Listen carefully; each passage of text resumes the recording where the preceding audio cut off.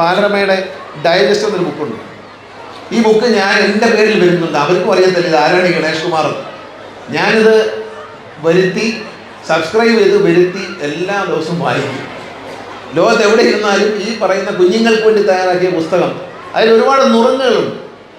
ആ നുറുങ്ങുകളിൽ നിന്ന് ചില പ്രസംഗിക്കാനുള്ള പോയിന്റ് കിട്ടും. ഞാൻ ഈ യൂട്യൂബൊക്കെ കാണാറുണ്ട്. പക്ഷേ യൂട്യൂബ് പലപ്പോഴും ഇപ്പം നമ്മൾ വായിക്കാൻ ആൾക്കാർക്ക് സമയമില്ല, കാറിൽ ഇരുന്ന് വായിക്കാൻ പറ്റത്തില്ല. അപ്പോൾ കാറിൽ ഇരുന്ന് ഞാൻ യൂട്യൂബ് കേൾക്കും. പക്ഷേ ഞാൻ ചരിത്രം ഒക്കെ ഉള്ളൂ, രാഷ്ട്രീയമൊന്നും കേൾക്കത്തില്ല കേട്ടോ. രാഷ്ട്രീയമൊന്നും കേൾക്കത്തില്ല. അതിന് പല കാഴ്ചപ്പാടുണ്ട്. ഒരു പറയുന്ന ആളിൻ്റെ താല്പര്യങ്ങൾ, പറയുന്ന ആളിൻ്റെ സമീപനങ്ങൾ, ഇഷ്ടങ്ങൾ, അനിഷ്ടങ്ങളൊക്കെ ഉണ്ട്. പക്ഷേ അതൊന്നും ഞാൻ കേൾക്കാറില്ല. പക്ഷേ ചരിത്രം മാറ്റി എഴുതാൻ പറ്റില്ല. ഏറ്റവും കൂടുതൽ ഞാൻ കാണുന്ന സഫാരി ചാനലാണ്. ഞാൻ സഫാരി ചാനൽ കാണാനുള്ള കാരണം, ഞാൻ പല രാജ്യങ്ങളിലും യാത്ര ചെയ്തിട്ടുണ്ട്, ധാരാളം രാജ്യങ്ങളിൽ യാത്ര ചെയ്തിട്ടുണ്ട്. ആ സ്ഥലങ്ങളിൽ ഞാൻ കണ്ടപ്പോൾ എൻ്റെ മനസ്സിൽ തോന്നിയ ചില നിഷ്പക്ഷമായ അഭിപ്രായങ്ങൾ, നമ്മുടെ നാട്ടിൽ ഇങ്ങനെ ഇല്ലല്ലോ, ഇവിടെയൊക്കെ ഇങ്ങനെ ഉണ്ടല്ലോ, നമ്മുടെ ഒരു മിസ്റ്റേക്ക് ആണല്ലോ അത് എന്ന് പലപ്പോഴും പല കാര്യങ്ങളും തോന്നിയിട്ടുണ്ട്.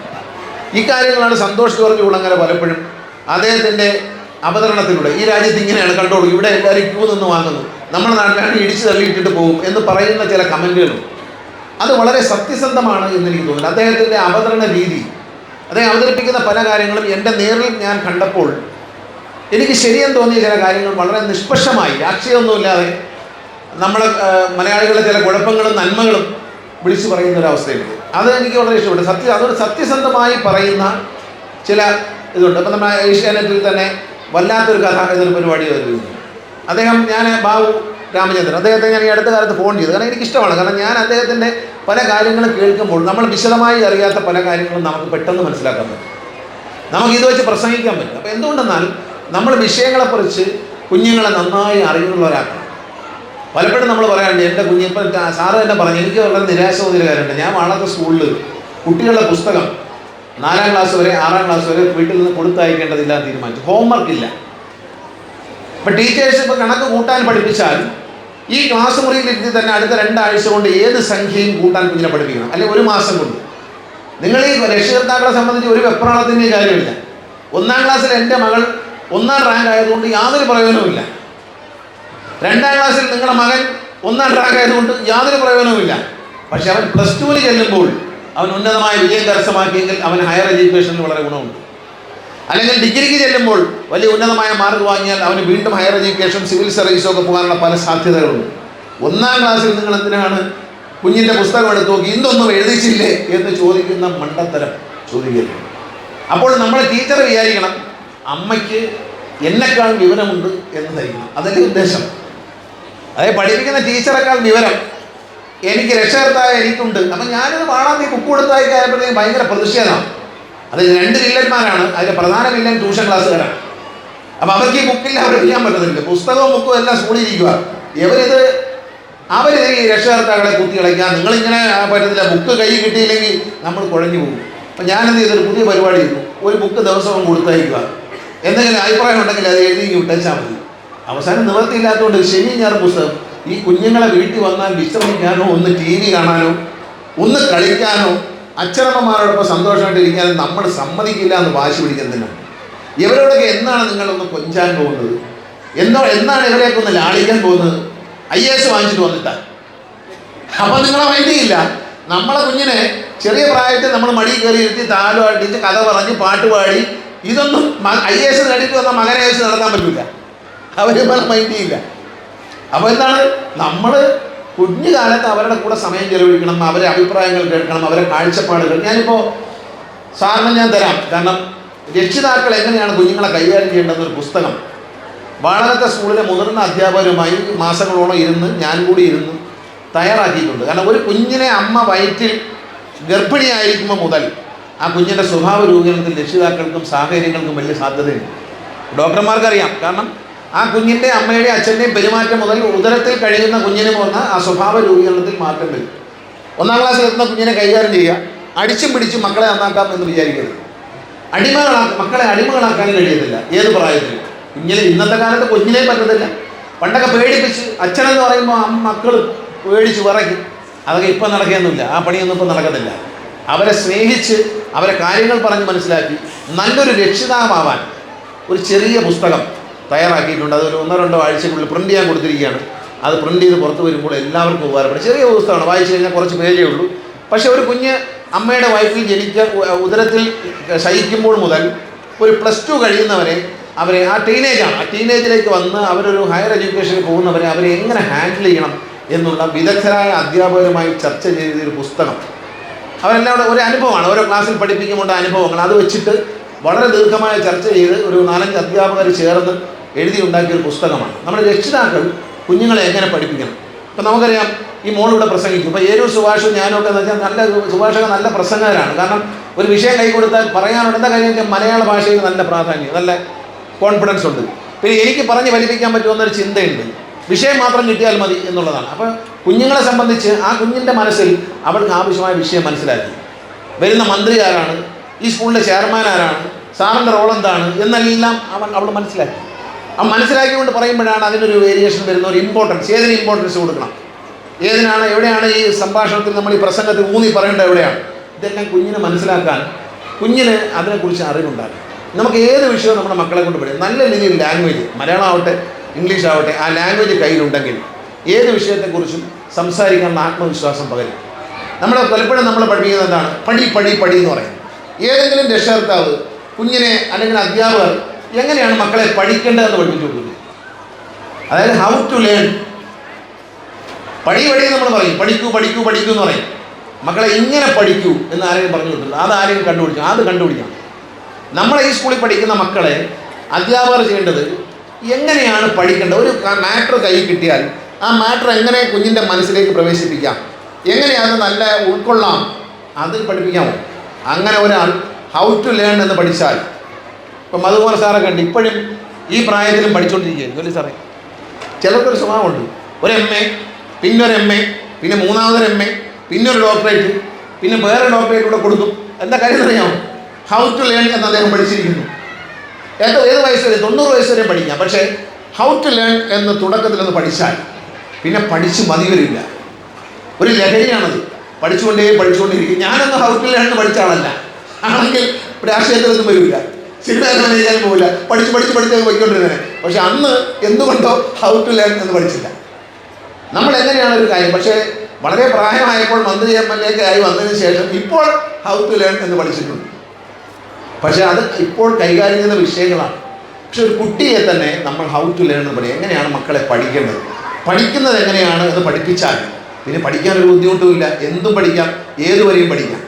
അപ്പോൾ രക്ഷിതാക്കൾ ശ്രദ്ധിക്കേണ്ടത് ക്ലാസ്സിൽ ടീച്ചർ എഴുതിച്ചോ എന്നുള്ളതല്ല, എൻ്റെ കുഞ്ഞിന് പഠിക്കാനറിയാം. ചില കുട്ടികളുണ്ട്, പരീക്ഷ എടുക്കുമ്പോൾ ഒരു 2 ദിവസം ഒരു മറിക്കും, ഫുൾ മാർക്ക് മാറ്റിട്ടുണ്ട്. അതാണ് ഹൗ ടു ലേൺ പഠിച്ചു കഴിഞ്ഞു. ഹൗ ടു ലേൺ പഠിച്ച ആളാണത്. നമ്മൾ അന്നെന്നുള്ളതെല്ലാം പഠിച്ച് അടിയും വാങ്ങിച്ച് വീട്ടിൽ ചീത്തയും കേട്ട് അമ്മയുടെ നുള്ളൊക്കെ വാങ്ങിച്ച് പടി. അപ്പോൾ ഈ എല്ലാം കഴിഞ്ഞ് പരീക്ഷയ്ക്ക് പോകുമ്പോഴത്തേക്കും അയ്യോ 2 മറന്നുപോയി, 2 എഴുതാൻ മറന്നുപോയി. ചോദ്യം അറിയാറ്. ഞാൻ പണ്ട് സ്കൂളിൽ പഠിക്കുമ്പോൾ ഹിന്ദി പരീക്ഷയ്ക്ക് പോയി. എനിക്ക് നന്നായിട്ട് അറിയാവുന്നൊരു ചോദ്യം, നേരെ ശ്രദ്ധിച്ചില്ല. 1, 2, 3 എന്നുള്ളത് 2 ശ്രദ്ധിച്ചില്ല. 1 മുതൽ 10 വരെ ഹിന്ദിയിൽ എഴുതുക എന്നുള്ളത് 1, 2, 3, 4 നന്നായിട്ട് അറിയാമായിരുന്നു.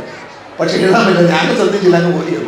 എനിക്കറിയാവുന്ന 10 മാർക്കിൻ്റെ ഒരു ഉത്തരം എഴുതാൻ അറിയാമായിരുന്നു, പക്ഷെ ശ്രദ്ധിക്കാത്തതുകൊണ്ട് ഈ വെപ്രാണം പരീക്ഷ. ഞാൻ ഇന്നും കാണുന്നൊരു സ്വപ്നമുണ്ട്. എന്താണെന്നറിയാം, കണക്ക് പരീക്ഷയുടെ സയൻസ് പഠിച്ചിട്ട് പോയതിന് ഉള്ള വെപ്രാണം. ശ്രദ്ധിക്കണം, നിങ്ങളിൽ പലർക്കും വരാറുണ്ട് കണക്ക് പരീക്ഷയ്ക്ക്. ഇന്ന് അവിടെ സ്വപ്നം ഇതാണ്, കണക്ക് പരീക്ഷയാണെന്ന്. പക്ഷെ അവിടെ ചെന്നപ്പോൾ കൂട്ടുകാരൻ പറഞ്ഞപ്പോഴാണ് ഇന്ന് കണക്ക് പരീക്ഷയാണ്, ഞാൻ പഠിച്ചുകൊണ്ട് വന്ന സയൻസ് ആയിരുന്നു. അങ്ങനെ ഒരു മാനസികാവസ്ഥ. അപ്പോൾ ഇതൊക്കെ കുഞ്ഞുങ്ങളുടെ മനസ്സിൽ, എൻ്റെ മനസ്സിലുണ്ടാകുന്നതായാലും ഞാൻ പറഞ്ഞാൽ നിങ്ങൾക്കുണ്ടോയെന്ന് എനിക്കറിയത്തില്ല. ഞാനിപ്പോഴും ചിലപ്പോഴും ഇങ്ങനെ ഉറങ്ങിക്കിടക്കുമ്പം കണക്ക് പരീക്ഷകളൊന്നും ഞാൻ സയൻസ് പഠിച്ചുകൊണ്ട് പോയി അങ്ങനെ ആകെ വിഷമിച്ചിരിക്കുന്ന ഒരവസ്ഥ ചിലപ്പോൾ ഉണ്ടാവാറുണ്ട്. അപ്പോൾ അതൊക്കെ ഭയമാണ്, പഠിക്കുന്ന വിഷയത്തോടുള്ള ഭയം, പരീക്ഷയോടുള്ള ഭയം, ക്വസ്റ്റ്യൻ പേപ്പറുള്ള ഭയം. ഇതെന്തിനാണ്? അത് പ്രായോഗികമായ ഒരു വിദ്യാഭ്യാസം പഠിക്കാതെ. സാറ് പറഞ്ഞാൽ ഇന്ന് ഇവിടെ കുഞ്ഞുങ്ങൾ വന്നു, ഓടി കളിച്ചു, പാടി, ഡാൻസ് കളിച്ചു, കരാട്ടെ പഠിച്ചു. അല്ല, അന്നത്തെ ദിവസം ഒന്നും എഴുതിയില്ല എന്ന് കരുതി ഇന്ന് മണ്ടനല്ല, ഇന്ന് ടീച്ചർക്കും ബുദ്ധിയില്ല, മറ്റുള്ളവർക്കും ബുദ്ധിയില്ല. എൻ്റെ കുഞ്ഞ് കുറേ വേറെ വ്യത്യസ്തമായ കാര്യങ്ങൾ. നമ്മുടെ മക്കൾക്ക് എന്താ ജീവിതം? ഞാനെന്ന് വേണ്ടേ, പഠിക്കാൻ മാത്രമാണോ ജീവിതം? ഒരു കുട്ടിയെ ഞാനിപ്പോഴും പറയും 3 വയസ്സിലൊക്കെ കൊണ്ട് നേഴ്സറി ചേർത്തില്ല, ഒരിക്കലും ചേർക്കാൻ പാടില്ല. ജപ്പാനിൽ 6 വയസ്സാവാതെ സ്കൂളിൽ എടുക്കില്ല. പിന്നെ നേഴ്സറിയിലൊക്കെ അയക്കും, ഈ കിൻഡർ ഗാർഡൻ സ്ഥലങ്ങളിൽ അയക്കുന്നത് വെച്ചാൽ സിംഗപ്പൂരിലൊക്കെ ശീലങ്ങൾ പഠിക്കാനാണ്. പല്ല് തേക്കാൻ പഠിപ്പിക്കും, കുളിക്കാൻ പഠിപ്പിക്കും. അടുത്ത 50-60 വർഷത്തേക്ക് മലേഷ്യയിൽ നിന്ന് വെള്ളം കൊണ്ടുവരുന്ന രാജ്യമാണ് സിംഗപ്പൂർ. വിലയ്ക്ക് വാങ്ങുകയാണ്. അപ്പോൾ അവിടെ വേസ്റ്റാക്കാൻ പറ്റില്ല, അത് പഠിപ്പിക്കും. പിന്നെ ക്രിയാത്മകമായി പണം വരയ്ക്കാൻ പഠിപ്പിക്കും. ക്ലേ മോഡലിംഗ് ഉണ്ടാക്കാൻ പഠിപ്പിക്കും. ആ ഇംഗ്ലണ്ടിലൊക്കെ പോയി നോക്കിക്കഴിഞ്ഞാൽ നേഴ്സറിയിൽ ആദ്യം കണ്ടുപിടിക്കുന്നത് കലാകാരനെയും കലാകാരിയാണ്. ആദ്യം കുറേ പടം വരയ്ക്കാൻ ഇട്ട് കൊടുക്കും, കുറേ ക്ലേ മോഡലിങ്ങുള്ള സാധനം കൊടുക്കും, അത് വെച്ച് ഇങ്ങനെ വരച്ച് ഓരോ സാധനം.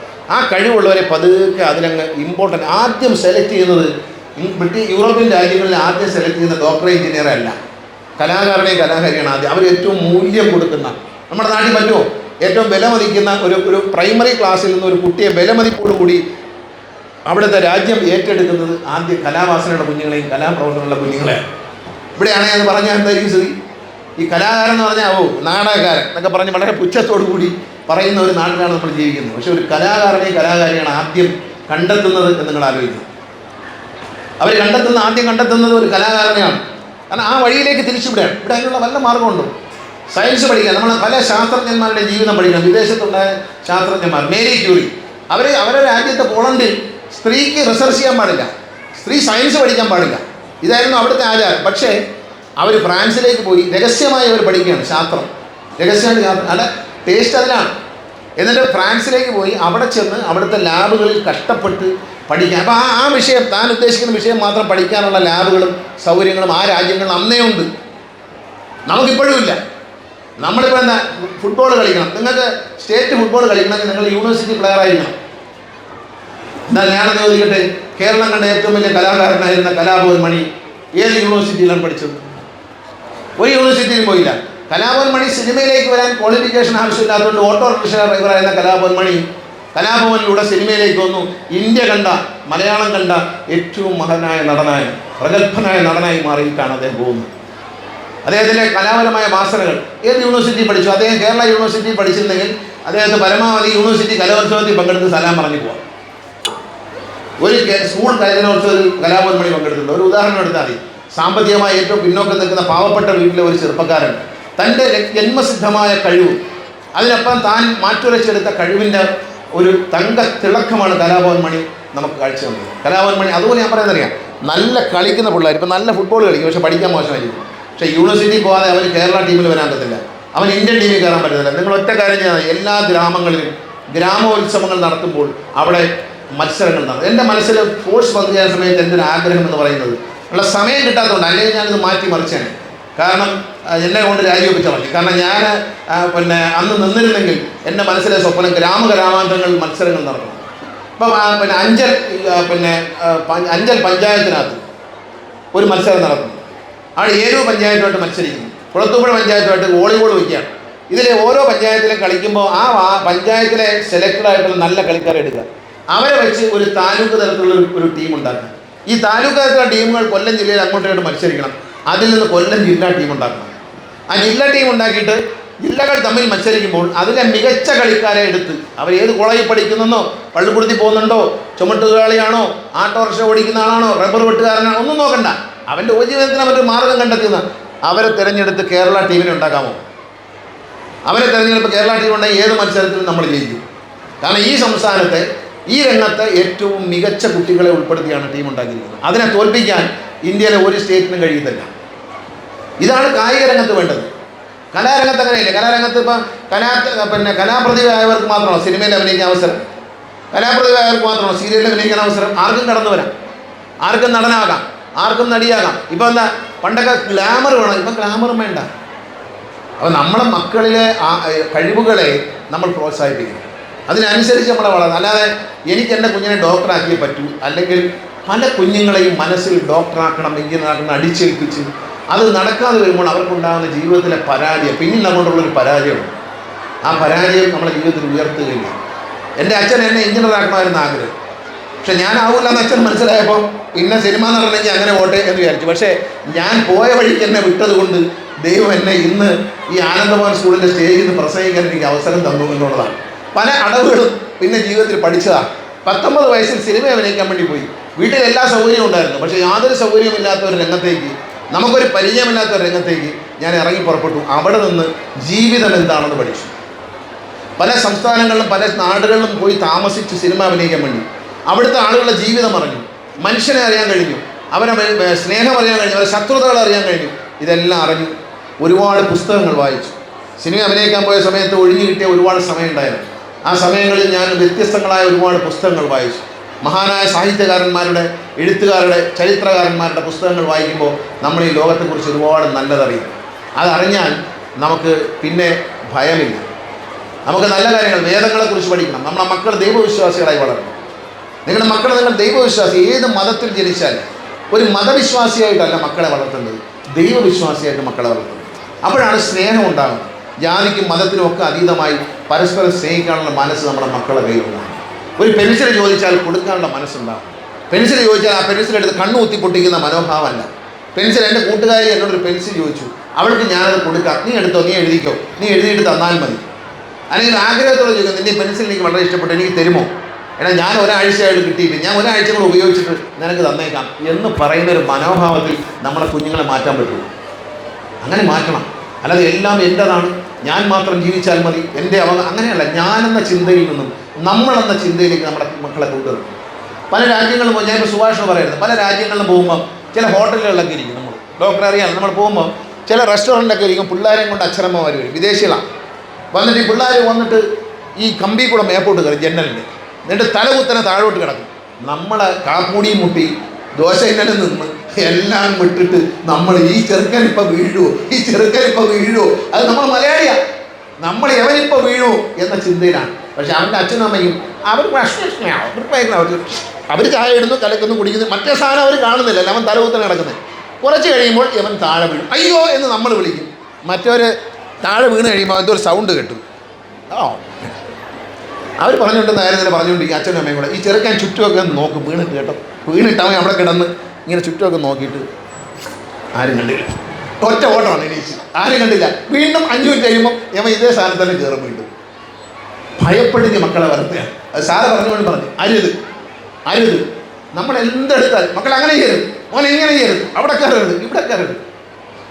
ഇതൊന്നും ചെയ്യേണ്ട കാര്യമില്ല. നമ്മുടെ നാട്ടിൽ നമ്മളെ കുഞ്ഞുങ്ങൾക്ക് അപകടം വരുന്ന ഭയം വേണ്ട. കാരണം എന്നറിയാം, വരാനുള്ളതൊന്നും വഴി തന്നില്ല. അപ്പം ഞാൻ ഇങ്ങോട്ട് വന്നപ്പോൾ 3 പിള്ളേർ സ്കൂട്ടറിൽ പോകും. ഞാൻ അവരെ ഒന്ന് ഉപദേശിക്കാം എന്ന് പറഞ്ഞ് കൈ കാണിച്ചു. എന്നെ കേട്ടൊന്നും ഇയാളുടെ ഉപദേശം വേണ്ട എന്ന് പറഞ്ഞങ്ങ് പോയി. കാര്യം എന്നറിയാം, ഒരു സ്കൂട്ടറിൽ ഒരു കൊച്ചു പയ്യൻ, നമ്മുടെ ഈ സ്കൂളിൽ പഠിക്കുന്ന ഒരു കുഞ്ഞിൻ്റെ വരും, അതിൻ്റെ പുറകിൽ ചെറിയ 2 പെൺകുഞ്ഞുങ്ങൾ, അവൻ്റെ സഹോദരിമാരായിരിക്കണം, ഇരുത്തിയിട്ട് വീട്ടിൽ നിന്ന് വിട്ടിരിക്കുകയാണ്. ഹെൽമെറ്റ് ഇല്ല, ലൈസൻസ് ഇല്ല നമുക്ക് കണ്ടാൽ അറിയാം. കാരണം ഒരു 10-15 വയസ്സിൽ കൂടുതൽ ആ കൊച്ചിനില്ല. അവൻ നന്നായി സ്കൂട്ടർ ഓടിക്കുമായിരിക്കും, പക്ഷേ ആ വിട്ട രക്ഷകർത്താവിൻ്റെ പേരിൽ നടപടി എടുത്തേ പറ്റും. നമ്മൾ സൂക്ഷിക്കണം. അല്ലാതെ ലൈസൻസ് എടുക്കേണ്ട നിയമലംഘനം നടത്തി സ്കൂട്ടറിൽ 3 പേര്, 3 കുഞ്ഞുങ്ങൾ, വല്ലതും പറ്റിയാലേ ബസ്സും, എന്തോരം ബസ് പോകുന്ന അഞ്ചൽ നായൂർ ഭാഗത്തേക്ക് എന്തോരം ബസ് വരുന്ന ഒന്ന് ആലോചിച്ച് നോക്കും. ആ കരവാളൂർ വഴി ഈ കുഞ്ഞുങ്ങളെ വണ്ടിയും കൊടുത്ത് വിട്ട ആളിനെ ജയിലിലടക്കണ്ടേ?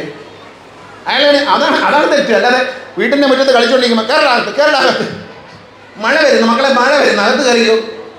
ഞാൻ എൻ്റെ അമ്മ എന്നെ മഴയത്ത് പെരുത്തൊക്കെ വിടുവായിരുന്നു. ഇഷ്ടംപോലെ ഈ കർഷകർ വളം കടിക്കും കാലം എന്നൊക്കെ പറയും. അമ്മ പറയണം, സാരടാ, നീ ചെളിയിൽ കളിച്ചോളം പറയും. ഞാൻ മുറ്റത്ത് കിടന്ന് ചെളിയിൽ കളിച്ചും വെയിലത്ത് കിടന്ന്. ആദ്യം ഇലക്ഷൻ നിൽക്കാന്നപ്പോൾ എല്ലാവർക്കും ഒരു പിടി. സിനിമ നടനാണ്, ഭയങ്കര മഴ, നനഞ്ഞ പനി വരുമെന്നല്ലേ സ്ഥാനാർത്ഥിക്ക്. വെയിലുണ്ട്, അത് കഴിഞ്ഞ് മഴ വരുന്നു, ഈ മഴ മാറി വെയിലാകുന്നു. അപ്പോൾ എന്നെല്ലാം ചോദിക്കുന്നുണ്ട്, പനി വരുമോ, തൊണ്ട പോവോ? ഒരു കുഴപ്പമില്ല. അത് ജനിച്ചപ്പോൾ തൊട്ട് ഇത് തന്നെ ജോലി, ഉള്ള മഴയത്തും വെയിലത്തും അലിഞ്ഞ് തിരിഞ്ഞ് നടന്ന് ഒന്നിനോടില്ല. നല്ല വെളുപ്പായിരുന്നു കാണാൻ, ഇതിനേക്കാളൊക്കെ ഗ്ലാമർ ഉണ്ടായിരുന്നു അന്ന്. പക്ഷേ കൊട്ടായക്കര ഗ്രൗണ്ടിൽ ഫുട്ബോൾ കളിച്ചാണ് ഇങ്ങനെ കറുത്ത് പോയത്. വെയിലുണ്ടതാ നിരന്തരമായി. രാവിലെ കഴിയാൽ ഉച്ചയ്ക്ക് 3 മണി വരെ എങ്കിലും മിനിമം പന്ത് കളിക്കും.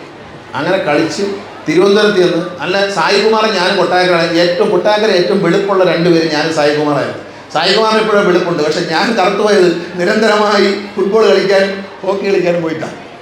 അപ്പം അങ്ങനെ റഫായിട്ട് വളർന്നുകൊണ്ട്, പ്രത്യേകിച്ച് എൻ്റെ ഓർമ്മയിൽ ദൈവത്തിൻ്റെ കൃപ ഒരു 15 കൊല്ലത്തിനകത്ത് ഒരു പനി പോലും വന്നിട്ടില്ല. ആകെ വന്നത് ഒരു കൊറോണ.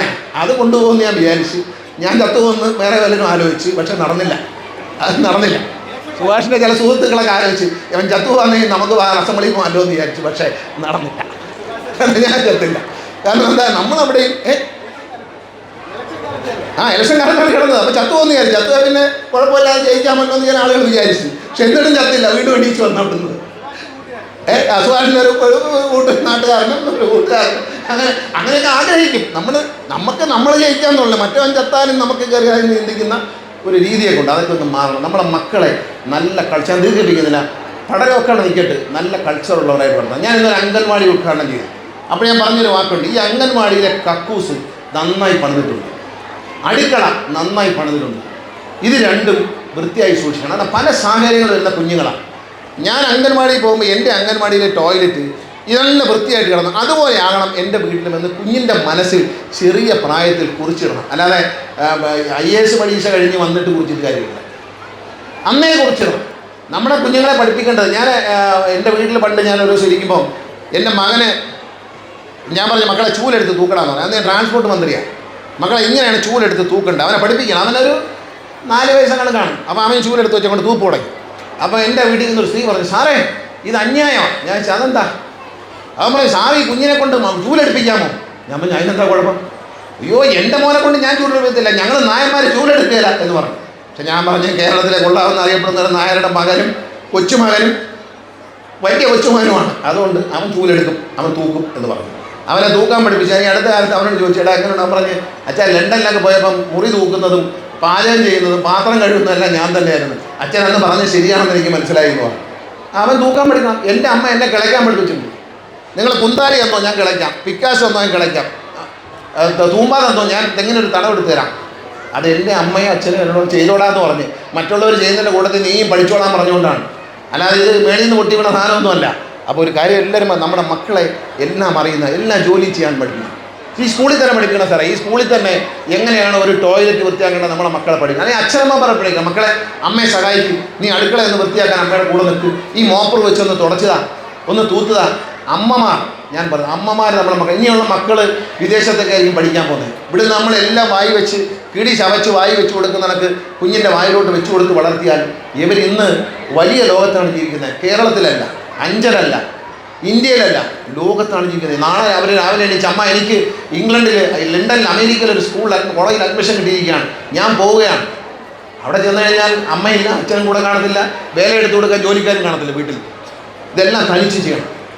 അപ്പോൾ നമ്മുടെ മക്കളെ എന്തിനും പ്രാപ്തരാക്കണം. പഠനം എന്ന് പറഞ്ഞാൽ ആദ്യം എന്തിനും പ്രാപ്തരാക്കണം. നീന്താൻ പഠിപ്പിക്കണം. നീന്താൻ പഠിപ്പിക്കണം സാറേ. കുഞ്ഞുങ്ങളെല്ലാം പോർട്ടബിൾ സ്വിമ്മിംഗ് പൂൾ കൊണ്ടുവച്ച് ഈ കുഞ്ഞുങ്ങളെല്ലാം നീന്താൻ പഠിപ്പിക്കണം. കാരണം നമ്മുടെ നാട്ടിൽ കല്ലടയാറ് ഇതിൻ്റെ നടുവിൽ കൂടി ഇങ്ങനെ ഒഴുകുകയാണ്.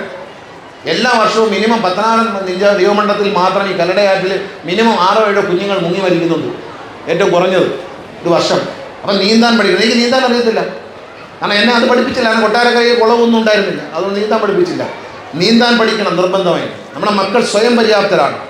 നമ്മുടെ മക്കൾ ഒന്നിനെയും ഭയപ്പെടുന്നവരാവരുത്. നമ്മൾ എന്നെ കൊണ്ട് പറ്റും. ഒരു പ്രതിസന്ധി, ഞാനിപ്പോൾ പ്രതിസന്ധി ഇല്ലാത്ത മനുഷ്യരുണ്ട്. ചിലരെ പ്രതിസന്ധി വരുമെന്ന് പറഞ്ഞ് പേടിച്ചങ്ങിരിക്കുക. ഞാൻ പറഞ്ഞ് പ്രതിസന്ധിയല്ലേ, അത് വരുമ്പോൾ നമുക്ക് നോക്കാം, അതിങ്ങനെ അടുത്ത് വരട്ടെ. എൻ്റെ അച്ഛൻ പണ്ട് പറയുമായിരുന്നു, ആകാശം, അച്ഛനോട് പറഞ്ഞാൽ മതി, അച്ഛാ ആകാശം ഇടിഞ്ഞു വീണു, എവിടെയാടാ എന്ന് ചോദിക്കും. കോട്ടയത്താ. പണ്ട് കോട്ടയം ഭാഗത്ത് പണ്ടും ആകാശം ഇടിഞ്ഞു വീണിട്ടുണ്ടെന്നാണ് പറയുന്നത്. അല്ല, നമുക്കപ്പം മാറണ്ടേ? ആ മൈലത്തെങ്ങാനും എത്തുമ്പോൾ പറ, അപ്പോൾ എണീക്കാന്ന് പറയും. കട്ടിൽ ചെയ്ത് കിടക്ക നടത്തുന്നേ, മൈലത്തെത്തുമ്പോൾ എണീക്കാമെന്ന്, ആകാശം ഇടിഞ്ഞു വീഴുന്നത്. അപ്പോൾ വരത്തില്ലെന്ന് അച്ഛൻ അറിയാം. നമ്മൾ വരുമ്പോഴല്ലേ നമ്മൾ പലപ്പോഴും മുൻകരുതലാണ് നമ്മളെ ആപത്തിലാക്കുന്നത്. നമ്മളെ കുഞ്ഞുങ്ങളെ പറ്റിയുള്ള മുൻകരുതൽ വേണ്ട. അവർ ഏറ്റവും മികച്ച നിലയിൽ എത്തണമെന്ന് അവരെ കഴിവുകൂടി എവിടെ ചെന്നാലും ജീവിക്കാൻ കഴിവ്, ആ ഒരു കഴിവ് വേണം. പണ്ട് എന്നോടൊപ്പം അഭിനയിച്ച ഒരു സിനിമാ നടിയെ അമേരിക്കയിൽ കല്യാണം കഴിച്ചയച്ചു. ഈ അവരുടെ അമ്മ അമേരിക്കയിൽ മകളെ കാണാൻ പോകണം. നല്ല സമർത്ഥയായ അമ്മയാണ്. അമ്മ ഒന്നും ജീവിതത്തിൽ പഠിച്ചിട്ടൊന്നുമില്ല. പക്ഷേ ഈ അമ്മ വലിയ വിദ്യാഭ്യാസമൊന്നും ഇല്ലെങ്കിലും ഇൻകം ടാക്സ് ഓഫീസിൽ പോകും. മകളുടെ ഇൻകം ടാക്സ് അടയ്ക്കും. ഓഫീസറെ മോനെ മക്കളെ 2 വിളിച്ച് കാര്യം നടത്തി. ഏതായാലും അമ്മ മകളെ വിദേശത്ത് കല്യാണം കഴിപ്പിച്ചയച്ചു. ഈ മകളെ കാണാൻ അമ്മയ്ക്കൊന്ന് പോകണം. ഞാൻ അത്ഭുതപ്പെട്ടു. ഈ മലയാളം തന്നെ നേരെ കട്ടിച്ചെഴുതിയ വായിക്കുന്ന അമ്മ അമേരിക്കയിലേക്ക് തനിച്ചുപോയി. അപ്പം ഞാൻ എങ്ങനെയെന്ന് ചോദിച്ചപ്പോൾ എൻ്റെ അമ്മ എന്നോട് പറഞ്ഞു, അവർക്കത് പറ്റും. കാരണം വായി കിടക്കുന്ന നാക്കും ധൈര്യവും, അവർ വായിലൊരു നാക്ക് കിടപ്പുണ്ട്. അവർ വരൊന്നുമില്ല. മക്കളെ അമേരിക്കയിൽ പോകുന്ന വഴിയാണ് മക്കളെ എന്ന് സായിപ്പോഴും ചോദിക്കും കേട്ടോ. മക്കളെ അമേരിക്കയിൽ പോകുന്ന വഴി എന്ന് കാണിച്ചു. അമേരിക്ക പോകുന്ന വഴി. അപ്പം അവർക്ക് മനസ്സിലായി, USA, അത് തന്നെ USA. മക്കളെ അത് എവിടെ ഇതിലേ പോകണം, ഇതില്ലേ USA ബോർഡ് വെച്ചേക്കുന്ന എല്ലാ ബോർഡും നോക്കിയിട്ട് അവർ മകളുടെ അടുത്തോട്ടേക്ക് അമേരിക്കയിലെത്തി. അപ്പം ലോകത്തെവിടെയും പോവാം. ആ ഒരു വിദ്യാഭ്യാസം ഉണ്ടോന്നല്ല, ആ ഒരു കഴിവ്, ആത്മവിശ്വാസം, എന്നെക്കൊണ്ട് പറ്റുമെന്ന ചിന്ത, അതാണ് നമ്മുടെ മക്കൾക്ക് ഉണ്ടാകേണ്ടത്. 1-ാം ക്ലാസ് മുതൽ 10-ാം ക്ലാസ് 8-ാം ക്ലാസ് വരെയെങ്കിലും നിങ്ങൾ നിങ്ങളുടെ മക്കളെ വിവിധങ്ങളായ കഴിവുകൾ ഉണ്ടാക്കാൻ ശ്രമിക്കുക എന്നാണ് എൻ്റെ കാഴ്ചപ്പാട്. 8-ാം ക്ലാസ് കഴിഞ്ഞ് ഞങ്ങൾ സീരിയസ് ആയിട്ട് പഠിപ്പിച്ചോ, 10-ാം ക്ലാസ് പരീക്ഷ എഴുതണം, +2 പരീക്ഷ എഴുതണം, അതെല്ലാം നമ്മൾ തയ്യാറാക്കും. പക്ഷേ അല്ലാത്ത സമയങ്ങളെല്ലാം നമ്മുടെ കുഞ്ഞുങ്ങളെ ശരിക്കും അവരുടെ കൊച്ചിലെ തൊട്ടുള്ള വൃത്തി, പിന്നെ എങ്ങനെയാണ് നല്ല വൃത്തിയായിട്ട് എങ്ങനെ കുളിക്കാം. പിന്നെ ഞാൻ ഇന്ന് അംഗൻവാടിയിൽ പറഞ്ഞു, സൂപ്പർവൈസർ ഞാൻ പറഞ്ഞ് ഇവരെല്ലാം ഗ്ലാസ് മണപ്പിക്കണമെന്ന് പറയും, പ്ലേറ്റും ഗ്ലാസ്സും. അതായത് ഞാൻ പറയുമ്പോൾ തമാശയായിട്ട് നിങ്ങൾക്ക് തോന്നും, പക്ഷേ പ്രതി ഗുരുകുലം കേട്ടോണ്ടിരിക്കുകയാണ്. ഞാൻ പറഞ്ഞു പ്ലേറ്റും ഗ്ലാസ് മണപ്പിക്കണം. കഴുകാൻ അവർ തയ്യാറായില്ലെങ്കിൽ സൂപ്പർവൈസർ ഒന്ന് കഴുകണം. ഏതാ സൂപ്പർവൈസർ കഴുകുമ്പോൾ അയ്യോ ആ ഓഫീസർ വന്ന് കഴുകി മോശമായി പോയല്ലോ എന്നൊരു ചിന്ത വരും. അങ്ങനെ ചിന്തിക്കുന്നവരും കാണാം, അവിടെ കഴുകി കണക്കായി പോയി എന്ന് ചിന്തിക്കുന്നവരും കാണും, രണ്ടും കാണും. അതുകൊണ്ട് പക്ഷേ എന്നാലും ഞാനിപ്പോൾ KSRTC പുതിയ ടോയ്ലറ്റുകൾ ഉണ്ടാക്കുകയാണ്. ഞാൻ തന്നെ ഡിസൈൻ ചെയ്തു. അതിനകത്ത് ഒറ്റ കാര്യമുള്ളതറിയാം, കക്കൂസും കുളിമുറിയും നന്നായി കഴുകാൻ KSRTC CMDക്കും മന്ത്രിക്കും വരെ കഴിയണം. അതിനകത്ത് ഒരു പ്രഷർ പമ്പ് വയ്ക്കുകയാണ്, എന്നിട്ട് വലിയൊരു ഹോസ് പിടിപ്പിക്കുകയാണ്. ഈ ഹോസിൻ്റെ ലിവർ തട്ടിക്കഴിഞ്ഞാൽ അതിൽ നിന്ന് ഹൈ ഫോഴ്സിൽ വരുന്ന വെള്ളം അടിച്ചിട്ട് ഈ ബാത്റൂം മുഴുവൻ KSRTCയുടെ മന്ത്രിക്കോ CMDക്കോ അവിടുത്തെ ഉദ്യോഗസ്ഥന്മാർക്കോ അല്ലെങ്കിൽ നിങ്ങളിൽ ഒരാൾക്കോ കഴിയണം എന്നാണ് ഞാൻ മനസ്സിലാക്കുന്നത്. വൃത്തിയാക്കി ഇടാൻ വേണ്ടിയിട്ടാണ്. ആര് വൃത്തിയാക്കിയാലും മതി, ആർക്കും വൃത്തിയാക്കുക, ഒരു തെറ്റുമില്ല. അത് വൃത്തിയാക്കി ഇടുന്നത് ഒരു തെറ്റുമില്ല. അപ്പോൾ അതുകൊണ്ട് ഈ വൃത്തിയെക്കുറിച്ച് നമ്മുടെ മാലിന്യങ്ങൾ വലിച്ചെറിയുക, ഇതൊക്കെ നമ്മൾ അവസാനിപ്പിക്കണം. KSRTCയിൽ പുതിയ പരിഷ്കാരം വരാൻ പോകണം. എല്ലാ ബസ് സ്റ്റേഷൻ നവീകരിക്കുന്നതോടൊപ്പം തന്നെ വേസ്റ്റ് ബോക്സുകൾ വെക്കുന്നതോടൊപ്പം തന്നെ എല്ലാ ബസ്സിലും മുമ്പിലും പുറയിലും ഓരോ വേസ്റ്റ് ബസ്ക്കറ്റ് വയ്ക്കാൻ പോകണം. ബസ്സുകളിൽ ദീർഘദൂര സർവീസുകളിൽ ചെറിയ ഷോപ്പുകൾ ആരംഭിക്കുകയാണ്. നമുക്ക് വെള്ളം കുടിക്കാം, അല്ലെങ്കിൽ ഫ്രൂട്ടി കഴിക്കാം, അല്ലെങ്കിൽ പെപ്സി കുടിക്കാം, അല്ലെങ്കിൽ കുഞ്ഞുങ്ങൾക്ക് മിഠായി വാങ്ങിച്ചു കൊടുക്കാം. പക്ഷേ വാങ്ങിച്ചു കഴിഞ്ഞുള്ള വേസ്റ്റ് ഈ വണ്ടിക്കകത്തുള്ള ഈ ബോക്സിനകത്ത് തന്നെ ഇടേണ്ടി വരും. ആദ്യഘട്ടത്തിൽ KSRTC മുഴുവൻ ബസ്സുകളിലും ഏർപ്പെടുത്തും. അത് കഴിഞ്ഞ് പ്രൈവറ്റ് ബസ്സുകളിലേക്ക് ഇത് ഏർപ്പെടുത്തും. ഇനി റോഡിലേക്ക് കുപ്പിയിൽ വെള്ളം കുടിച്ച് വെച്ച് ജനലിൽ കൂടെ റോഡിലേക്ക് വലിച്ചെറിയുന്ന ആ ഒരു സംസ്കാരത്തിൽ നിന്ന് നമ്മൾ മാറണം. അതൊക്കെ നമ്മളെ കുഞ്ഞുങ്ങളെ പഠിപ്പിക്കണം. മക്കളെ മുട്ടായി തിന്നാൽ അത് വലിച്ചെറിയരുത്. അതൊരു ബോക്സിൽ വേസ്റ്റ് ബോക്സിൽ കൊണ്ടുവയ്ക്കണം. അതിന് വേസ്റ്റ് ബോക്സിൽ വെച്ച് കൊടുക്കണം കേട്ടോ, അല്ലാതെ വേസ്റ്റ് ബോക്സ് ഇല്ലാത്തടത്ത് വേസ്റ്റ് ഇടാൻ പറ്റത്തില്ല. അപ്പോൾ ആ ഒരു കൾച്ചർ നമ്മുടെ കുഞ്ഞുങ്ങളെ ഈ ആനന്ദഭവൻ സ്കൂളിലും അതുണ്ടാകണം. നമ്മുടെ മക്കളെ നല്ല ശീലങ്ങൾ പഠിപ്പിക്കണം ആദ്യ ക്ലാസ്സുകളിൽ.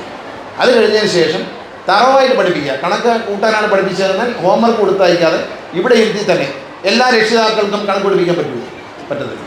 പറ്റുന്നവരുണ്ട്, പറ്റാത്തവരുണ്ട്, സമയമില്ലാത്തവരുണ്ട്, അതിന് തക്ക എഡ്യൂക്കേഷൻ നേടാൻ കഴിയാതെ പോയവരുണ്ട്. അതൊന്നും ആരുടെ കുറ്റമല്ല. അപ്പോൾ എന്താണ്, ടീച്ചർ തന്നെ ആ കണക്കിനെ നന്നായി കൂട്ടാൻ പഠിപ്പിക്കണം, അതേ കുറയ്ക്കാൻ പഠിപ്പിക്കണം, പിന്നെ ഗുണിക്കാൻ പഠിപ്പിക്കണം. ഇതെല്ലാം അവിടെ വെച്ച് പഠിപ്പിച്ച് വിട്ടാൽ നല്ല ഒരേ നിലവാരമുള്ള കുഞ്ഞുങ്ങളെ, ഒരേ നിലവാരം, ഒരു എബോ ആവറേജ് നിലവാരമുള്ള കുഞ്ഞുങ്ങളെ നമുക്ക് സൃഷ്ടിക്കാൻ കഴിയും. അതിനുവേണ്ടി പരിശ്രമിക്കണം. അല്ലാതെ എൻ്റെ കുഞ്ഞിന് 1ാം ക്ലാസ്സിൽ ഫസ്റ്റ് ക്ലാസ് കിട്ടിയില്ല, അപ്പുറത്തെ കൊച്ചിന് കിട്ടി, അതുകൊണ്ട് എൻ്റെ കുഞ്ഞിനെ ഞാൻ മർദ്ദിക്കും, ചീത്ത പറയും, അപമാനിക്കും, ടീച്ചറെ അപമാനിക്കും, സ്കൂളിനെ അധിക്ഷേപിക്കും. അതുകൊണ്ടൊന്നും ഒരു പ്രയോജനമില്ല. 1ാം ക്ലാസ്സിൽ കുഞ്ഞിന് ഫസ്റ്റ് റാങ്ക് കിട്ടാതിരിക്കുന്ന ആൾക്ക് 1ലൊക്കെ ഫസ്റ്റ് റാങ്ക് കിട്ടി, 10ാം ക്ലാസ്സിൽ എത്തുമ്പോൾ വട്ടപൂജയായി നമ്മൾ എന്ത് ചെയ്യും? നല്ല വഴിയുള്ളൂ. എൻ്റെ കുഞ്ഞിന് 1ൽ ഫസ്റ്റ് റാങ്ക് ഉണ്ടായിരുന്നു, പക്ഷെ 10ലെത്തിയപ്പോൾ ഗോവിന്ദ, +2-ലെത്തിയപ്പോൾ ഗോവിന്ദ. വല്ല കാര്യമുണ്ട്, അവിടെ ചെന്ന് വല്ലതും കിട്ടിയിട്ടുള്ള കാര്യമുള്ളൂ. ഇവിടെ കിട്ടി കുഞ്ഞിനെ അങ്ങ് വെറുത്തു പോകും കേട്ടോ. ഞാനൊക്കെ പഠിക്കുന്ന കാലത്ത് ഏക ദൈവത്തിലുള്ളൊരു വിശ്വാസം എന്ന് പറഞ്ഞാൽ ഈ പൂജവെപ്പിൻ്റെ അന്നാണ്. പൂജവെപ്പിൻ്റെ അന്നാണ് ഭക്തി മൂക്കുന്നത്. കാരണം വേറെ ഒന്നുമല്ല, അന്ന് പഠിക്കാൻ പറയത്തില്ല. അന്ന് പഠിച്ചാൽ കണ്ണു പൊട്ടും എന്നാരോ പറഞ്ഞില്ല. അപ്പോൾ അമ്മ പറയാം, പോയിരുന്നു പഠിക്കാം. അമ്മ ഇന്ന് പൂജവെപ്പാണ്, ഇന്ന് പഠിച്ചാൽ കണ്ണു പൊട്ടും. എന്താ വേണ്ട, കണ്ണു പൊട്ടുമെന്ന്. അപ്പോൾ അങ്ങനെ ഈ പഠിച്ചാൽ കണ്ണു പൊട്ടുന്ന ആ ഒരു ദിവസമാണ് നമ്മുടെ ജീവിതത്തിൽ ഏറ്റവും സന്തോഷം ഉണ്ടായിരുന്ന ദിവസം. പിന്നെ ഗാന്ധി ജയന്തി ആയിരുന്നു. 7 ദിവസം ക്ലാസ്സില്ല. രാവിലെ പറമ്പൊക്കെ ഒന്ന് വൃത്തിയാക്കി ചപ്പും ചവറും എല്ലാം വാരി, നമ്മൾ തന്നെ പേപ്പർ വാരിയിട്ട് നമ്മൾ തന്നെ വാരി പുല്ലൊക്കെ പറിച്ച് കളഞ്ഞ് കൊണ്ടതിന് ശേഷം ഉച്ചയ്ക്ക് ശേഷം കലാപരിപാടിയാണ്, പാട്ടും ഡാൻസും ബഹളമൊക്കെയാണ്. അപ്പോൾ ക്ലാസ്സിൽ കയറണ്ടല്ലോ എന്നുള്ള സമാനം കൊണ്ട് ഈ ഗാന്ധിജിയോട് സത്യത്തിൽ കുഞ്ഞുങ്ങൾക്ക് അന്നത്തെ കാലത്ത് ഇത്രയും ഭക്തി വരാൻ കാര്യം ഈ ഗാന്ധി ജയന്തി കിട്ടുന്ന 7 ദിവസത്തെ അവധിയായി. അപ്പോഴാണ് ഗാന്ധിജിയെ പറ്റി മനസ്സിലാക്കിയത്. അല്ലെങ്കിൽ ഇപ്പോൾ ചോദിച്ചാൽ ആരാ ഗാന്ധി എന്ന് ചോദിച്ചാൽ. പക്ഷെ അത് വരാത്തതിൻ്റെ കാര്യം ഈ 7 ദിവസം ആഘോഷമാണ് ഗാന്ധി ജയന്തി പ്രമാണിച്ച്. അതുകൊണ്ട് മഹാത്മാഗാന്ധിയെ മനസ്സിലാക്കിയ പലരുമുണ്ട്. മഹാത്മാഗാന്ധിയാണ് സ്വാതന്ത്ര്യം വാങ്ങിച്ചതെന്ന്, അദ്ദേഹത്തിൻ്റെ ജന്മദിനമാണെന്ന്, അല്ലെങ്കിൽ ഒക്ടോബർ 2 എന്താണെന്ന് ചോദിച്ചാൽ അറിഞ്ഞു കഴിയും, അത് മഹാൻ അവധിയുള്ള ദിവസം എന്ന് പറയും. അങ്ങനെയല്ല, മഹാത്മജി ആരാണെന്ന് അറിയാൻ പറ്റാത്തവർക്ക് പോലും അറിയാനൊരവസരം ഉണ്ടായി കൊടുത്തത് ഈ ഒരു ഗാന്ധി ജയന്തിയാണ്. അപ്പോൾ തീർച്ചയായിട്ടും നമ്മുടെ മക്കളെ നല്ല ശീലമുള്ളവരാക്കണം. അവരെ വെറുതെ ഇട്ട് തല്ലി പഠിപ്പിക്കേണ്ട. ഇപ്പോൾ ഒരു മോള് പ്രസംഗിച്ചു, അവിടെ നന്നായി അവർ ചോദിച്ചു, അവൾക്ക് വസ്ത്രം കിട്ടിയില്ല എന്ന് പറഞ്ഞാൽ അവളെ വഴക്ക് പറഞ്ഞതിന് അർത്ഥമുണ്ട്. അവൾ ചെയ്ത ജോലിയിൽ അവളുടെ ഭാഗത്വം തെളിയിച്ചു. ഇവിടെ നൃത്തങ്ങളുണ്ട്. ആ നൃത്തം നടത്തുമ്പോൾ അവർ നടത്തുന്ന നല്ല പെർഫോമൻസിനെയാണ് നമ്മൾ കൈയടിക്കുന്നത്, വ്യക്തിയല്ല. ആ പെർഫോമൻസ് ചെയ്ത കുഞ്ഞിനെ കൈയടിച്ച് പ്രോത്സാഹിപ്പിക്കണം. അത് എൻ്റെ മകളല്ലല്ലോ എന്നുള്ളതല്ല, അവളും എൻ്റെ മകളാണ് എന്ന ചിന്ത വേണം. തുറന്ന മനസ്സോടെ നമുക്ക് അവരെ അഭിനന്ദിക്കാൻ കഴിഞ്ഞാൽ നല്ല മക്കളായി വളരും. അവരും നമ്മളെ കണ്ടുപഠിക്കും. രക്ഷിതാക്കളായ നമ്മളെ കണ്ടിട്ട് കുറ്റവും കുറവും പറയുന്ന എല്ലാത്തൊരു അമ്മയും അച്ഛനെയും കണ്ടിട്ട് മറ്റുള്ളവരെ സ്നേഹിക്കാനും ഉൾക്കൊള്ളാനും നമ്മുടെ മക്കൾ പഠിക്കും. ആ നിലയിൽ നമ്മളെ കുഞ്ഞുങ്ങളെ വളർത്തണം. എന്ന് മാത്രമേ ഈ പറയാനുള്ളൂ. സ്കൂള് നല്ലതാണ്, നല്ല ഭാഷ പഠിപ്പിക്കുന്നുണ്ട്. അടിസ്ഥാനപരമായി ഭാഷ, കണക്ക് ഇതെല്ലാം നമ്മൾ പഠിച്ചിരിക്കണം. 1-ാം ക്ലാസ്സിൽ നിന്ന് 4-ാം ക്ലാസ്സിൽ നിന്ന് കുട്ടി എന്ത് പഠിച്ചിരിക്കണമെന്ന് എന്നോട് ചോദിച്ചാൽ ഞാൻ പറയും, ഏത് സംഖ്യ കൊടുത്താലും കൂട്ടാനും കുറയ്ക്കാനും ഗുണിക്കാനും ഹരിക്കാനും അറിഞ്ഞിരിക്കണം. മലയാളവും ഇംഗ്ലീഷും തെറ്റുകൂടാതെ, ഫുൾ സ്റ്റോപ്പ് ഇട്ട് പാരഗ്രാഫ് തിരിച്ച് കോമ ഇട്ട് ഗ്രാമർ തെറ്റാതെ മലയാളം ഇംഗ്ലീഷും തെറ്റുകൂടാതെ എഴുതുവാനും ഉച്ചാരണ ശുദ്ധിയോടെ ഇത് രണ്ടും പറയുവാനും അറിയാമെങ്കിൽ ആ കുട്ടിക്ക് ലോകത്ത് ഏത് സ്ഥലത്തും എവിടെയും ഏത് പദവിയിൽ എത്തിച്ചേരാം. ഈ 2-3 കാര്യമുണ്ട്. കണക്കിൻ്റെ കാര്യത്തിൽ ഈ ഒരു 4 കാര്യങ്ങൾ. ചതുഷ്ക്രിയ എന്ന് പറയും, പഴയ അധ്യാപകർ പറയും ചതുഷ്ക്രിയ. കാണാൻ പഠിക്കൊന്നും വേണ്ട, എഴുതി ഗുണിച്ചാൽ. ഇപ്പോൾ കാൽക്കുലേറ്ററൊക്കെയാണ് പരീക്ഷയ്ക്ക്, അതുകൊണ്ട് എഴുതി ഗുണിച്ചാൽ മതി. ഏത് സംഖ്യ കൊടുത്താലും എഴുതി ഗുണിക്കുക, എഴുതി ഹരിക്കുക, അത് കഴിയുക. അത് നമ്മൾ മനസ്സിൽ കഴിയണം. പിന്നെ അടുത്ത എന്താണ്? മലയാളവും ഇംഗ്ലീഷും 2 ലാംഗ്വേജാണ്. നമ്മുടെ മാതൃഭാഷയും ഒരു പൊതുഭാഷയായ ഇംഗ്ലീഷും നല്ലതുപോലെ പറയാൻ, നല്ലതുപോലെ എഴുതുവാനും വായിക്കുവാനും പഠിച്ചാൽ 4-ാം ക്ലാസ്സിലെത്തുന്ന ഒരു 5-ാം ക്ലാസ്സിലെത്തുന്ന ഒരു കുട്ടി ഇത്രയും കാര്യങ്ങൾ പഠിച്ചിരുന്നാൽ മതി. 5-ാം ക്ലാസ്സിലിടയ്ക്ക് UKG, LKG ഒക്കെ അക്ഷരം പഠിപ്പിക്കാൻ പറയാൻ പാടില്ല രക്ഷിതാക്കളെ. അപ്പുറത്തെ വീട്ടിലെ കുട്ടി ഇന്ന സ്കൂളിലാണ് പഠിക്കുന്നത്, ആ കുട്ടിക്ക് UKG, LKG ആയപ്പോഴേ ABCD അറിയാം. ഈ ABCD നമ്മുടെ മക്കൾക്ക് അപകടം ചെയ്യും. നേരത്തെ പഠിക്കുന്ന ABCD നമ്മുടെ കുഞ്ഞുങ്ങൾക്ക് അപകടം ചെയ്യും. ഞാൻ പറഞ്ഞു വന്നൊരു കാര്യത്തിൽ വ്യതിചലിച്ചുകൊണ്ട് 3.5 വയസ്സുള്ള കുഞ്ഞിനെ നമ്മൾ നഴ്സറി ചേർന്ന് ABCD പഠിപ്പിച്ചാൽ 35 വയസ്സായാലും ഒരു ഡോക്ടറാകാൻ പറ്റും. പറ്റിയൊരു ഡോക്ടറെ MBBS, MD, FR ഇതെല്ലാം എടുത്ത് വരുമ്പോഴത്തേക്ക് 35-38 വയസ്സാകും. പിന്നെയും ഡോക്ടറായിരിക്കണം. എന്താ? സർജറി, പുതിയ സർജറികൾ പഠിച്ച് പോകണം വേണ്ടേ? ഒരു 40-45 വയസ്സെങ്കിലും പഠിച്ചാലേ ഒരു കേരളത്തിൽ ഒരു നല്ല ഡോക്ടറാകാൻ പറ്റും. 3.5 വയസ്സിൽ ആരംഭിച്ച യുദ്ധമാണ് ഈ അക്ഷരങ്ങളുമായി. പിന്നെ ഈ ജന്മത്ത് നമുക്ക് എന്താണ് ബാക്കിയുള്ളത്? ആയുസിൻ്റെ മുക്കാലും പഠിച്ചു തീർന്നില്ല. 70 വയസ്സിലോ 75 വയസ്സിലോ പോകും പരമാവധി. അതിനിടയിൽ 40-45 വയസ്സ് വരെ പഠിക്കണം. 3.5 വയസ്സ് മുതൽ ഈ ദ്രോഹം നമ്മുടെ മക്കളോട് ചെയ്യാമോ എന്ന് ചിന്തിക്കുക. അത് മാറ്റണം. ഈ കുഞ്ഞുങ്ങളെ അടിച്ചു പഠിപ്പിക്കുക, അവരെ അക്ഷരം പഠിപ്പിക്കുക, അവരെ തലയിലേക്ക് കുത്തിക്കയറ്റുക, ഇതൊക്കെ നമ്മൾ നിർത്തണം. വെറുതെ പറയുന്നതല്ല. നിർത്തിയാൽ, എല്ലാവരും കൂടി ചേർന്ന് നിർത്തിയാൽ എല്ലാവർക്കും നല്ലത്. ചിലർ നിർത്തുകയും ചിലർ നിർത്താതിരിക്കുകയും ചെയ്താൽ അപകടമാണ്. ചെറിയ വയസ്സിൽ ഇപ്പം ചില കുഞ്ഞുങ്ങളൊക്കെ നമ്മൾ പ്രായമാകാതെ മാസം തികയാതെ പ്രസവിക്കുന്ന കുഞ്ഞുങ്ങളൊക്കെ ഉണ്ട്. അവരെ കൊണ്ട് നമ്മൾ പറയും 1-ാം ക്ലാസ്സിൽ 2 പ്രാവശ്യം ഇരുത്തേക്കാൻ പറയും. നിങ്ങൾ ശ്രദ്ധിച്ച് നോക്കൂ, ആ കുഞ്ഞുങ്ങൾ കുറച്ചുകൂടി ബ്രില്യൻ്റ് ആയിരിക്കും. അപ്പോൾ പറയുന്നത് എന്താണ്? താമസിച്ച് സമയം നേരത്തെ പ്രസവിച്ചാൽ ബുദ്ധി കൂടും. അങ്ങനെ ബുദ്ധി കൂടിയൊന്നുമല്ല, ഈ കുറച്ച് നേരത്തെ താമസിച്ച് പഠനം തുടങ്ങിയതുകൊണ്ടുള്ള ഗുണമാണ്. അപ്പം അതുകൊണ്ട് അത്തരത്തിൽ നമ്മൾ പിടിവാശി പിടിക്കരുത്. നല്ല മക്കളെ കഴിവുകൾ, പാട്ടാവട്ടെ, ഡാൻസ് ആവട്ടെ, പ്രസംഗമാവട്ടെ, എല്ലാ കഴിവുകളെയും നമ്മൾ പ്രോത്സാഹിപ്പിക്കും. അതോടൊപ്പം പഠനം. ചെറിയ പ്രായത്തിൽ ഇതൊക്കെയാണ് പ്രോത്സാഹിപ്പിക്കപ്പെടുന്നത്. ഇത് നമ്മുടെ വിദ്യാഭ്യാസ കാഴ്ചപ്പാടാണ്. ഇത് ശരിയാവണമെന്നില്ല. 100% ചിലപ്പോൾ തെറ്റായിരിക്കാം. പക്ഷേ അറിവില്ലായ്മ കൊണ്ട് നമ്മുടെ മനസ്സിൽ തോന്നിയ ചില ആശയങ്ങൾ പങ്കുവച്ചു എന്ന് മാത്രമേ ഉള്ളൂ. അത് മുഖലേക്ക് എടുക്കണം നിർബന്ധമൊന്നുമില്ല. കേട്ടതിൽ കൊള്ളാവുന്ന എടുക്കുക, ബാക്കി കളയുക, ബാക്കി ക്ഷമിക്കുക, തെറ്റ് പറഞ്ഞിട്ട് ക്ഷമിക്കുക. അങ്ങനെയെല്ലാം ചെയ്ത് സന്തോഷമായിട്ട് നമുക്ക് ഒരുമിച്ച് ഈ ഒരു സായാഹ്നത്തിൽ, ഈ ഉത്സവത്തിൽ, ഈ ആനന്ദോത്സവത്തിൽ പങ്കെടുക്കാൻ എനിക്ക് അവസരം തന്നതിനുള്ള നന്ദി അറിയിച്ചുകൊണ്ട് ഇനി 3 പ്രോഗ്രാമുകളിൽ പോകാനുണ്ട്. ഈ പ്രസംഗം കഴിഞ്ഞാൽ എന്നെ പോകാൻ അനുവദിക്കണമെന്ന അഭ്യർത്ഥനയോടെ എൻ്റെ വാക്കുകൾ ഞാൻ ചുരുക്കുന്നു. എല്ലാവരുടെയും അനുവാദത്തോടെയും അനുഗ്രഹത്തോടെയും ഈ ആനന്ദോത്സവത്തിൻ്റെ ഉദ്ഘാടനം ദൈവനാമത്തിൽ നിർവഹിച്ചായി അറിയിക്കുന്നു. നന്ദി, നമസ്കാരം, ജയം.